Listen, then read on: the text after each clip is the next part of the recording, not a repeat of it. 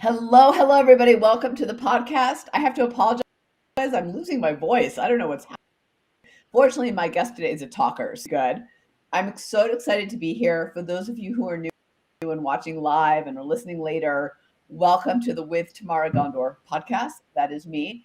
This is a podcast where we interview everyday innovators doing extraordinary things, people who are entrepreneurs, leaders, or leaders who find ways to think differently to create in their work in life. So super excited for today's guest, partially because I've known her and we actually did a little bit of work together, and that work is what we're going to talk about today because he's done some pretty things. So Keith, I know you, but the rest of the world doesn't know you. So welcome. Tell us a little bit about who you are and the business that you're in. Good morning. It's nice to be with you, Tamara. I'm so pleased with our second turn at trying to do this. Yeah. Well, I've been self-employed my whole life. I got home from Vietnam in the early 70s and bounced around job to job for a while and then landed in the insurance business in 75 and had my own New York life agency then until I retired from that in the early 2000s. And then I decided to go back to college and learn how to write and be a creative writer. And that led to speaking and then to Toastmasters and then the Speakers Association. And that's how we met. So life has been good. I've been self-employed and pretty much had to innovate throughout my whole career. Just so everybody knows, tell them your area that you speak on so they kind of know where you're coming from. Of course, I use what I call my TRIP technique. TRIP is an acronym that stands for tenacity, resilience, imagination, and purpose. And I'm using this currently with a lot of different types of associations and businesses for them to score their potential employees to see how they're going to be during the pandemic with new hires and whatnot. They kind of learn a little bit about their employee in advance, which is working pretty cool. I love it. So obviously we're going to dig into Trip in a little bit and what you've done to innovate against it because it's so incredible, and I'm so excited to share it with people. Before we get into that, I mean, Keith, you've had such an interesting life and career, and it's taken a lot of twists and turns. What's the biggest challenge that you faced, and how did you overcome it? I think it was probably discipline. Mm. Learning to be self-employed is not easy. And even back in the 70s, we weren't really taught how to be self-employed. My father worked for 50 years almost for DuPont. And I saw his work ethic, but I was a 60s kid. We were just into being flower people. And I didn't really adapt to that well. But as soon as I became self-employed, I learned you had to get up every morning and light the fire in your belly and get going. And discipline was a hard one for me. But once I got settled into it, then it was learning how to be creative. Hey, let me ask you, I want to go back to discipline for a second because I think for a lot of us, and maybe I'm just speaking for myself personally, discipline can be challenging because whether you have a boss or you're self-employed, especially now that so many of us work from home in either situation, that self-discipline, to your point, is not something we're taught, but it's something that really is essential to success. So, how?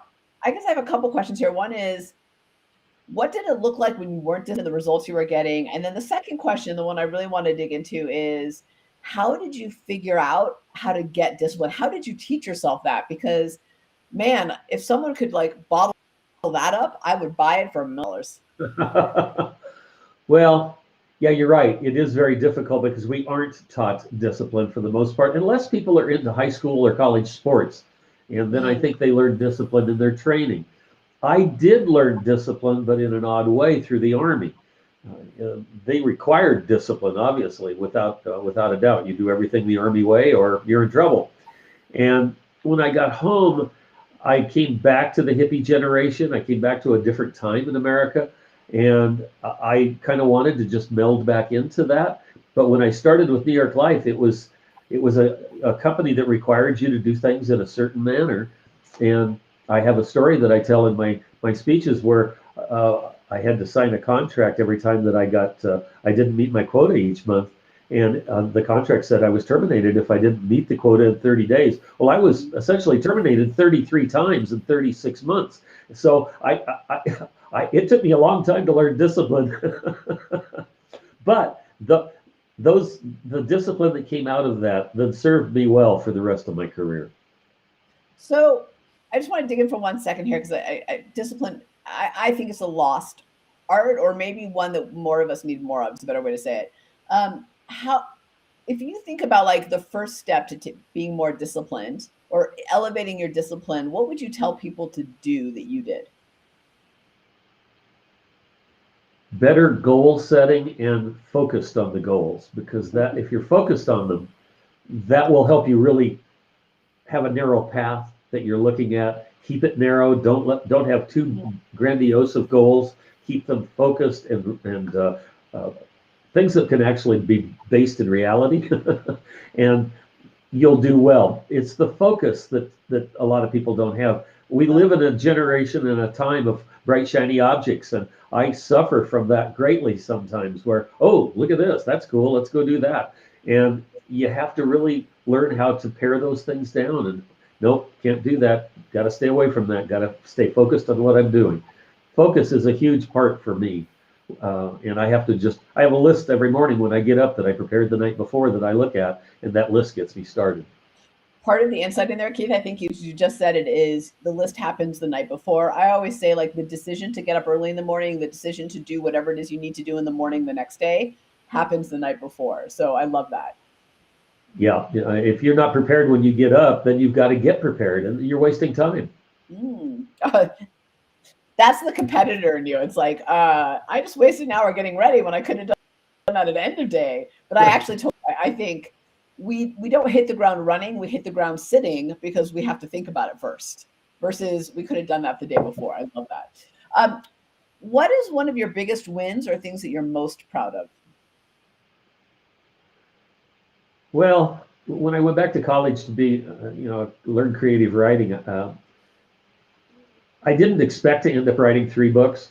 And I guess I have to say, in as much as I love my speaking and I love the assessment that you and I did together, and we'll talk about that in a little while, the to actually get a book published is pretty cool. And I that's probably one of my biggest accomplishments. Enduring 26 years in the insurance business is an accomplishment, but it wasn't something that I was terribly proud of. I was just a disciplined guy who put a business together. And I served a lot of people, but I'm really proud of my books. I think that they are something that came from within me, and I just really feel good about what I produced. So I know this is a obvious question, but I want to ask anyway because I'd love to hear your thought on it. What is it that makes you so proud of the book?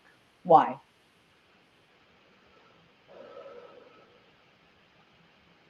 It's an arduous process. You often hear people say they're giving birth, and being a man, I can't relate to that one, but it it is that kind of process that it's painful. It's You have to go through so many hoops and Yeah. so many rewrites and editors and creative people that create the cover and getting the copyrights and all the stuff that has to be done. It's And then the creative side of it, of making it actually readable to where people will enjoy it. I mean, I had 25 editions of my book before I actually took it to an editor. Were you worried when you showed your, oh, there's an echo there. Did you hear that? Yeah. Were you I'm fine. worried when you shared your book for the first time? Oh God, yes. I gave it to a friend to read, and I came home and chewed my nails and paced the floor. And I told her, I said, read it as quickly as you can. This is going to drive me nuts. And it took her 4 days because she didn't have a lot of time. And I was going through the ceiling waiting. It was very painful to wait for that. So when you first like gave it to not your editor, but to customers or people and handed it to them, what were you thinking? And the reason I'm asking is I think oftentimes we get paralyzed in when we're putting something new and innovative out there, whether that's an idea for a workflow or a whole book, which is a whole process in itself, or launching a business, or you're responsible in your company for that new revenue stream or that new initiative, right? That new project. That's why I'm asking you about that moment, because I think that paralyzes a lot of us. It does, and I think that you get this feeling that's sort of the alter ego that is a depressed ego that Mm, says this isn't going to be successful. You're what the heck are you doing here? You're chatter. not a yeah. The clutter that all the negative clutter that comes through your brain, and you have to learn to push that negative clutter away. I mean, that happens in the speaking business too, or we just have to, I'm good enough. I'm great. I'm going to be able to do this. I mean, there's the all I am phrases that we have to do to build ourselves back up. And yes, that's a very scary time. I never forget my first book signing. And I had about 10 people in line. It wasn't a huge crowd by any stretch. And I was so excited, and people asked questions and whatnot. And I was signing my name, and I felt like Stephen King. Wow, this is cool. How do you manage that chatter? Because I think what you were saying about there is an important one, because I talk about the lizard brain a lot in my work, and how we've got to name the lizard brain, because then it's not us, right? It's like this thing that we can kind of put into the passenger seat. What are your tricks for doing that? Because you put yourself out there a lot. Well, like you, I use exercise. It's my place to be able to get the endorphins flowing. So if I wake up in the morning and I've got anxiety, if I've got negative chatter going on, either try to hit my bicycle or hit the gym, because that will change things for the balance of the rest of the day for me. And I think it does for you too. And I Yeah. think that many people don't look at that as a source of re-energizing and putting your mind into a different place. Because I put my headphones in, I get to work at the gym, I'm pumping iron and lifting weights and whatever I'm doing. Suddenly, I'm not thinking negative thoughts. I'm thinking about what my day is going to do, and the music's driving me, and things get going. Well, I think we forget, Keith. I know you and I've talked about this a little bit, because you are a big road biker. Am I saying it Yes. right? Yeah. And I'm just getting into it. But when you do your first long ride, or speed up, or get up a hill, and I feel this way in the gym when I lift more weight than I expected to. That sense of accomplishment carries over into those moments that you were just talking about, which is so important, where the negatives start to kick in. But because then the other side of you is like, hold on, buddy, you just lifted whatever weight, or you just went for a long bike ride. You can do this. Don't you find that? Oh, definitely. Yeah, and then I laugh at myself because it is humorous, and if we don't laugh at ourselves, we've lost it all. I mean, having humor in our lives is paramount, but being able to laugh at yourself and being humble about the problems that you have are so human. And if we just acknowledge them, hey, you felt bad for a while. Okay, that's cool. You felt bad. Now you feel great. So let's move forward. It's funny. This is a little bit of a personal story, but it's us, so I'm going to share. The other day, I was just so tired, so tired. I've been traveling. I was feeling under the weather. I'd gotten up super early, hadn't slept well. And there was a moment in my head, Keith, where I thought, oh my God, I'm never going to grow my business if I feel like this. And then 2 hours later, I was super energized and back at it. And I was laughing at myself, because I was such in the dumps for 2 hours because I was tired, And like, it just, in my head, the negative chatter was like, you're always going to feel like this. You're never going to have enough energy to do what you need to do. It was so funny. And honestly, I went and took a nap and came back to work. And I was like, oh, but I had to work through it, right? The naps are something a lot of people just sidestep, and they are Not so me. important. And those of Yeah. us that exercise a lot know that if you don't rest in between times of exercising, uh, you don't have that recovery time. Well, it's the same thing from recovering from a lot of negative thoughts. I put on my headphones, I put on a meditation, I close my eyes for 30 minutes, makes all the difference in the world. And it gets rid of the clutter. I just want to pause on that, Keith, because I think what you're saying right there is so incredibly powerful, that your negative thoughts don't last. And I think it's and I'm guilty, totally guilty of this. It's very easy to forget that. We think we're going to feel like that, and be in that place forever. But you're so right. They're like waves, right? They come and go, but we forget that. I'm so glad you said that, because I could definitely use a reminder. And I think in general, we forget. Definitely, I completely agree. And I think that most people, if they give themselves the chance, the opportunity to sit down and get quiet for a little while and know that this too will pass, as the old saying goes, that you will feel better. You just have to change your mindset and allow it to move away and then get focused again. Yeah, I love that. I think just even knowing, acknowledging that that negative is not going to last is a really powerful tool in dealing with it. I want to, you said kind of think differently. I want to go to the thing that you've done that's so innovative, that's helped transform your business. Now, I have a little insight into it because I was there for the back end side of it. So, I'm a little like, I'm trying not to jump ahead of myself in my questions, but what is, let's start at the beginning. What's the one innovative thing you've done to help you break through and create some meaningful outcomes in your work? Becoming a speaker, you think that you just need to get on stage and everybody's going to love you because you've got a concept. And that doesn't happen.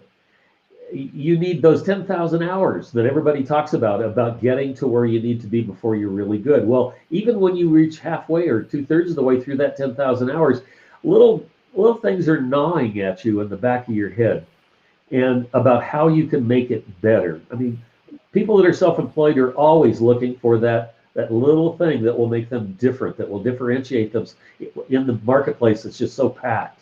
And I, as I shared with you, I hope this isn't off base here, but I was sitting halfway through a bottle of wine on a Saturday night watching a terrible black and white horror movie, and I started searching on the internet for ways that I could try and make my talk better, and you popped into my head, and I thought, she did an assessment that was really cool.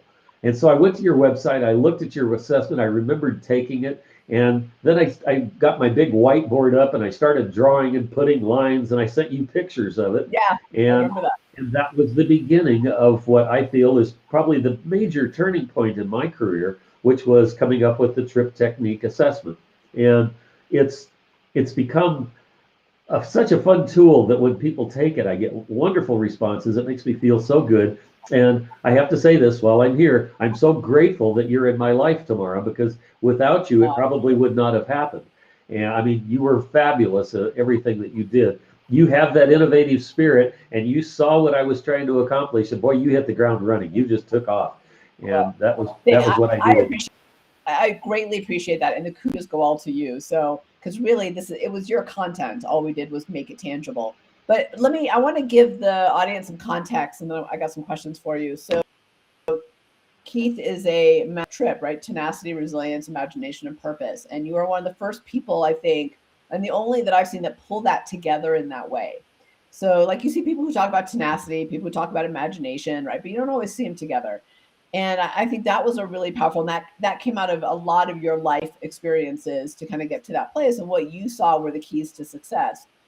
I think when you and I first met, we were sitting having coffee in the one coffee shop we always went to, and we were talking about how you were struggling to, and I'm paraphrasing a little bit, so you can expand on this. We're struggling for people to see some of the value in that, and to not have it be so stiff, so fluffy. Like, you wanted people to have real tools, right? And not be just a little speaker, because that's a very crowded marketplace. If you're not in it, it is like everyone and their mother is a step into your power motivational speaker. So that's kind of where we started with this. Like, I've got this incredible concept. I'm great. I'm a good speaker, and I need a way to actually break through with that content, right? Like, you can end on that, but that's kind of my version of. You were breaking up on me just towards the end of that, Tamara. Could you ask the question just at the end again, please? Yeah. The question was just, now I'm echoing. Whatever you did change your echo. I'll give you a sec to change it. We'll edit it out of the podcast. Not live, but hey, this stuff happens.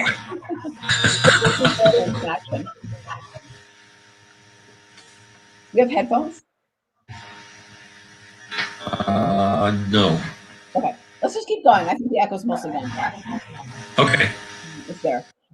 So the echo's going to be an issue for the recording, by the way. So I don't hear it. Oh, interesting. Okay. So let's get back to it. So what I was saying is my version of when we first started to meet in the coffee shop was that like you had this great concept culminated from a ton of life experience, and um, you're a good speaker, but there's a lot of motivational speakers out there, right? They're a dime a dozen, and you wanted people to really have something they could have tools with, like tangible, walk away that would not only differentiate yourself from all the other, like, I can show you how to do it speakers, but also something that people could really walk away with something real, something tangible they could do. And that's my version of when we first met, that you felt a little stuck um, at a level because you didn't have that thing that would push you forward. So I'll let you expand on that because that's my version of it. Yeah, no, and it's totally true. That's why I was halfway through a bottle of wine because I was frustrated. It was, I'm sitting there thinking, I'm better than this. All of us hit a wall during COVID. For 18 months, getting speaking gigs was tough, and I had hit a wall thinking I'm a good speaker. I know I can really entertain and educate an audience, but I need something more. I'm like the flea in the jar. You've heard that story. Maybe you put a flea in the jar, they'll bounce and hit their head on the lid. You take the lid off, they still won't go any higher. Well, I felt like I was in that jar. I couldn't get out, and that's why I was looking for something innovative and different to make Trip really stand out with people, because I knew I had a wonderful concept, but until they experienced it themselves, Yeah. and would allow them to experience it, because they then would see their strengths and their weaknesses, then they would suddenly be able to say, whoa, I hadn't thought about that question about my life in that way. And I have had numerous people come back to me since we published it and got it out that have said, you really stopped me on 2 or 3 questions. There's 32 questions all total. They would say, I did some pretty easy, but some I really had to stop and think about. That's great. That's wonderful. That's where the rubber meets the road for me with people who take it. And that's when I felt like I finally hit on something that really is going to make this happen. Isn't that a wonderful feeling? Like when you've kind of not arrived, but I think it's a great feeling when you've accomplished something that people need and want. And that's Yes. not easy to come by. I want to go back to what you said about your half bottle of wine for a second, because you're sitting there frustrated. You've got a whiteboard and you start looking, right? You just start looking. And what I think is really cool about that is, when we are seeking something more, or we've got a nugget of an idea we don't know what to do with, or we're trying to break through, right? What we typically do, and I think why we get stuck, is we look in the same place, the same box, with the same information and the same people, right? And then we expect different answers to come out, and they don't. What I heard you say is that you looked elsewhere. It sounds to me like, correct me if I'm wrong, you didn't even know where you were looking. You were just looking. Totally. I didn't know what the end result was going to be. What I did was on the whiteboard was I drew a circle, cut it into 4 quadrants, and then because of my 4 letters for Trip, and then I started listing things that each letter were all about. And that's when the assessment idea started to come to me, because it was like all these characteristics, all these character traits. How do I get people to recognize they've got them? Because you already have all of these traits in you. You just have to bring them to the surface. And that's what the assessment is all about. Asking the right questions, finding out where you're a little weak or passive, as we put it in the assessment, and then the follow-up emails that come afterwards that you help design gives them the action steps, the trip steps that they can take after that. And they get, a bunch of that for a month. And that's, I think, what I've been hearing from people was they liked the continuation of the education once they had taken the assessment, because it supported what they were trying to do. So Keith, so I'm so proud of you and creating the assessment. And so for those of you who will be listening, who are listening live and want to take it later, you are welcome to. I just got a question in about, where do I take the assessment? So Keith, just very quickly say your website, and then I got a few more questions for you. Okay. My last name is oftentimes difficult to spell, so I tell people go to thetriptechnique.com. That's nice and easy. thetriptechnique.com. So what's cool, right, is you are ranked on tenacity, resilience, imagination, and purpose. And um, I'm just so proud of how it all came together. I think it's really valuable for people. I'd love her, once you started really getting it out there, what was the response from people? And I'm asking because, excuse me, because how we think people are going to respond to us, or the nervousness, kind of that chatter we talked about earlier, and our experience often don't match up. Yeah, I think that the response I get from people right now is reaffirming why I did it in the first place. So it's telling me I'm on the right track. Will I have to still make adjustments as we move along? I hope so. I hope that the data will tell us that there are places we need to make little tweaks and things.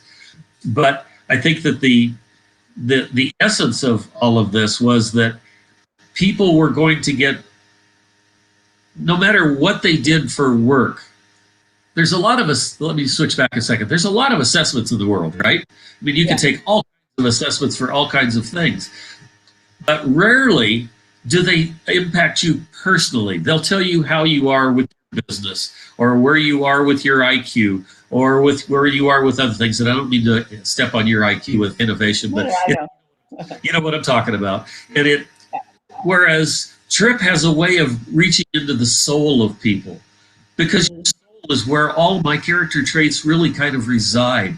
Are you tenacious when you need to be? Can you bounce back and be resilient when you have to be? Can you find the imaginative idea or thing that's going to vault you forward? And does the purpose that you're living in life pull it all together? Does it allow you to see the overall goal that's happening? And that's what people get out of this. That's what I've been hearing back from them. So that is wow. Like that's so. First of all, that's so powerful, and I love that people even get insights about themselves answering the questions before they even get the results. That's so cool. So one of the things that I admire about how you brought this to market isn't just that the idea to take this kind of, for lack of a better way to say it, kind of fluffy concept, right, of like character traits and make it tangible for people and real. And if you're out there and you're like, I've got this thing I want to relay to someone, but they're not getting it, I'm telling you, ask yourself, how do I make this tangible? How do I make it real for people? It'll change everything.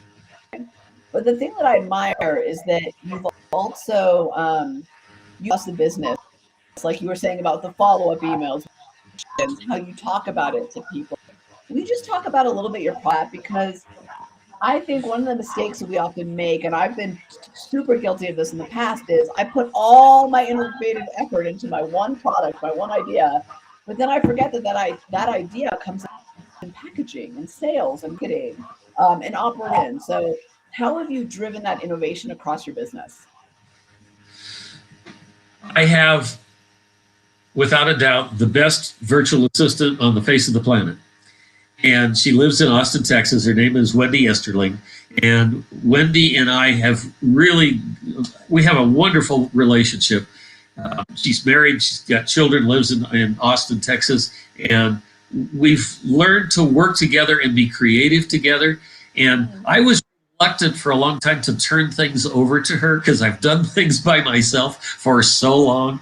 And when she started taking things on and taking me up a level, I told her the other day, you have made my website look so good that now I got to live up to it. And it's one of those things where I think that my process, I needed a team. And a lot of entrepreneurs oftentimes will think that they can do it all on their own.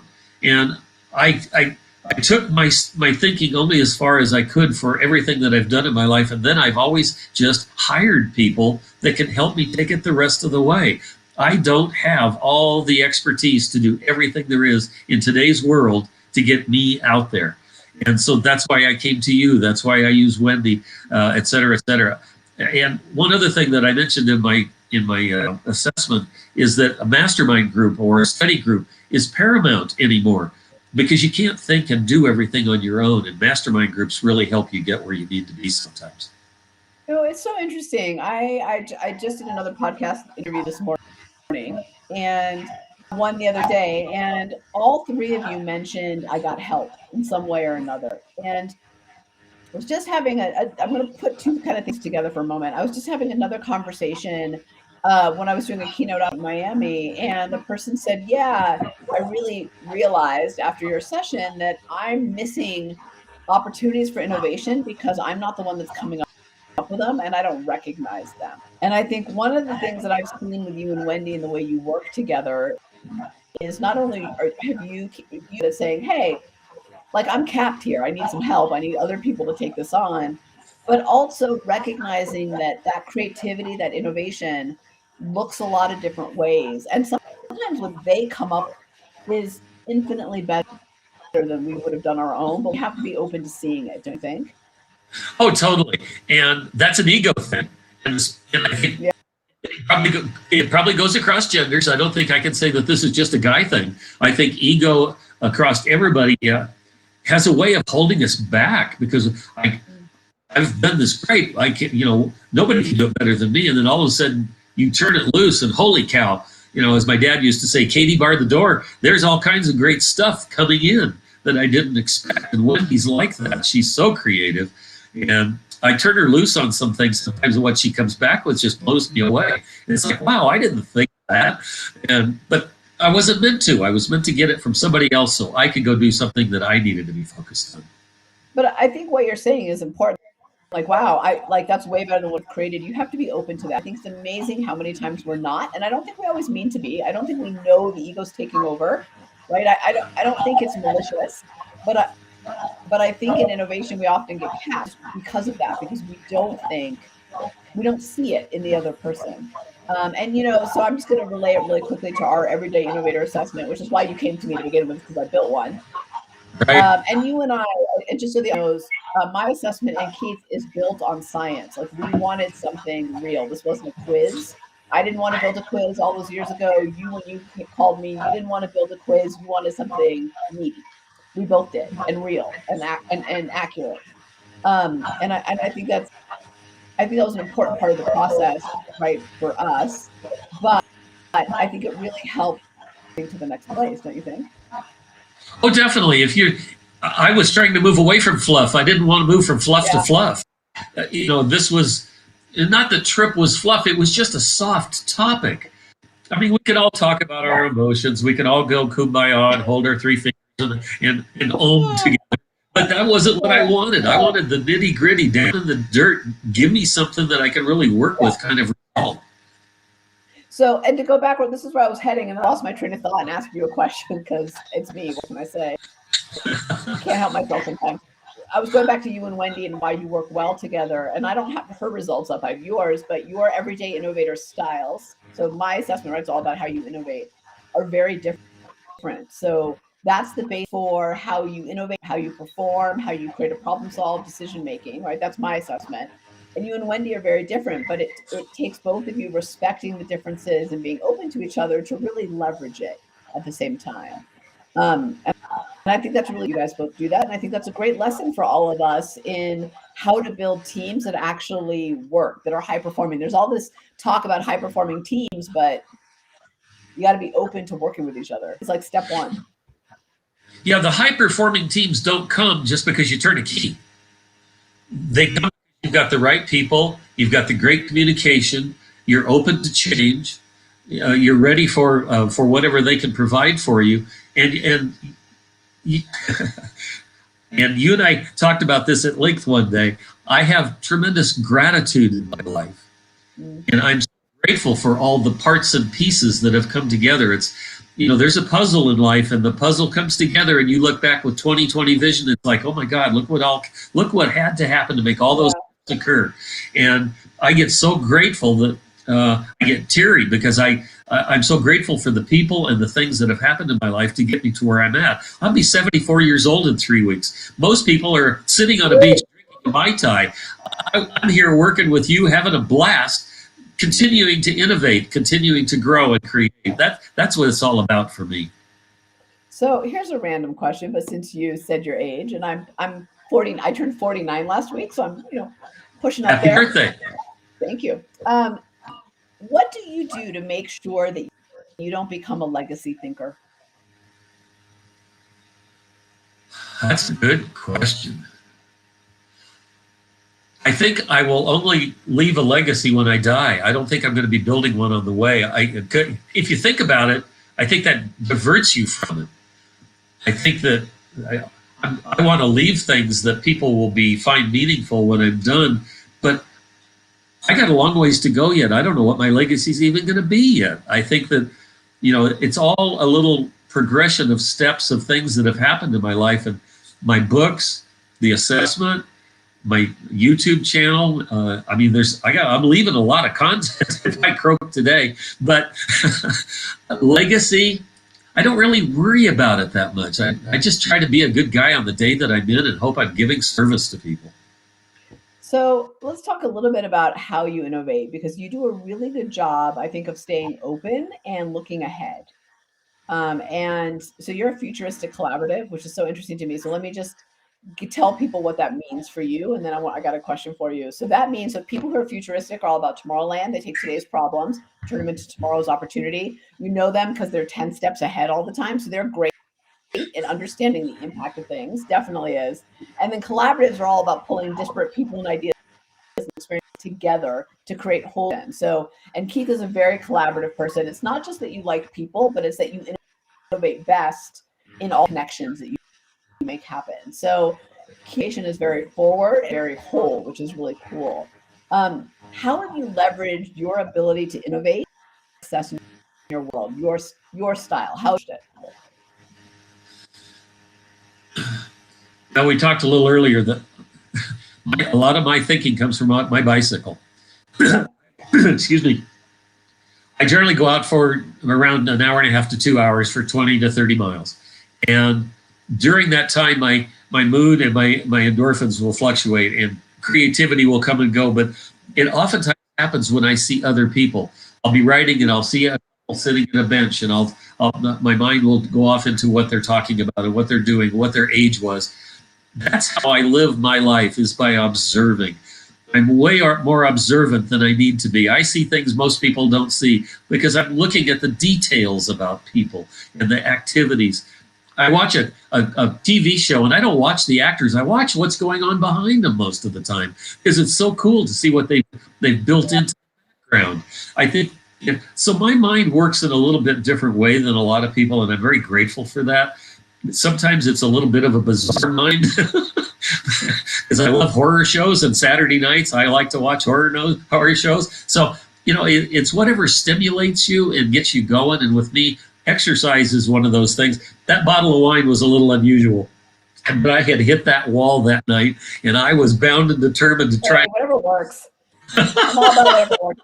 But here's the thing that you're saying that I think is a really important lesson for all of us to take away. So we all have these different everyday innovator styles, as you know, and mine is risk taker, experiential. So I'm very different from Keith. But what I hear you saying is that you embrace what sparks your juices, and you make sure to do a lot of that. And it is very easy to let the day-to-day grind of life get in the way. And I think sometimes when we feel really stifled and stalled out, it's actually because we have accidentally walked away from the things that give us that juice. And, for you being a futuristic collaborative, right? You just said it, like, I like to sit on the bench, this nugget over here, right? That's the collaborative. And then kind of figure out how it all goes forward. But you do the things that spark you on a daily. And I think that's a really important lesson, because it's, like I said, it's easy to just get that head down. Yeah, you've got to listen to your body and your mind and see where you're at. If I feel tired, I take a nap. If I'm energized, I really go to work. If I'm stumped, I go for a bike ride. Ski season's coming up, and I work at a ski resort, and I get to ski a lot with the volunteer job that I've got at the resort I work at. And so that's being out in nature, hearing the wind in my ears, feeling the snow under my feet. There is an exhilaration that comes from skiing, and boom, thoughts will start popping into my head. And, I need to write this down. Well, I'll pull out my phone and I'll record a note real quick of something that I have thought of that I want to try. And I get back, I take that note, I contact Wendy, we go to work. So, here's what I just want to say. I would write down 5 things to get your juices going, your innovative juices, whatever it is, whether it's journaling or skiing or whatever works for Keith and works for me is not going to work for someone else. Skiing does nothing for me, but other things do, so like it's just we all have our things. So I would just, if you're out there watching and listening later, I would just say, hey, write them down and then put them in your planner, like schedule them out so that you don't miss the opportunity. I can't believe we're out of time. So I got my last for you, which is, what's the one thing we'd be surprised to learn about you?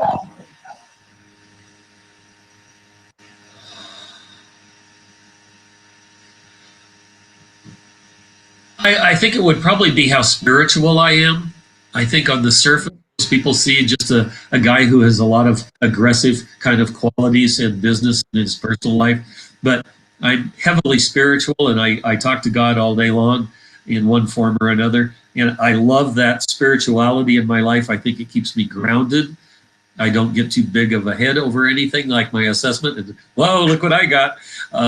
It's my spirituality keeps me focused and keeps me humble. So I would say that is a little surprising, not because I don't think you're humble, but because you are a go-getter, right? And sometimes we think that people who are A players don't pause in life. I am so glad that we got to spread the word about the trip assessment, because it is, not only is it super cool the way the whole thing works, but it is, to Keith, to your point, it really does speak to people's soul. And it was an honor to be a part of helping you build it. But mostly, I think it's very cool to see what you've done with it and how you've now been working with clients with it and teams and individuals taking it online, and just all the opportunities for people to learn about themselves and take something that we hear so much that we need to work on. We need to build our resilience. We need to be more imaginative. And time again, people are left with like, how? And you've solved that. And that is so cool. So it's an honor to spread the word about it. Thank you. Those are nice words, Tamara. I really appreciate them. It's been a pleasure being on your show this morning.